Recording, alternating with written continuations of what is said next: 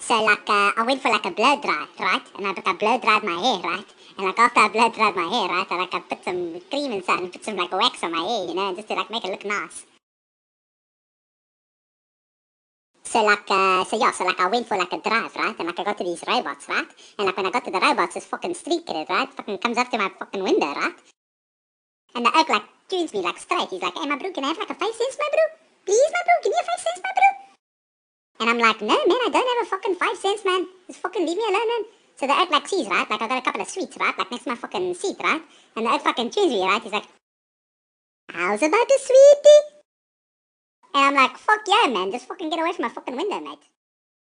So like the one day, right? I'm fucking walking down the fucking road, right?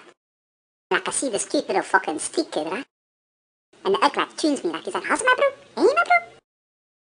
And I'm like, "Hey, but yeah, you fucking quite please, aren't you, but?" And he's like, "Yeah, thank you, my bro. Can I have a tour, man?" And I'm like, "Oh fuck, man, not another one of you fuckers, eh?" And he's like, "Lekker, my bro, lekker, lekker." So I look at the fucking bastard and I just look at him and say, "You're a fucking boos."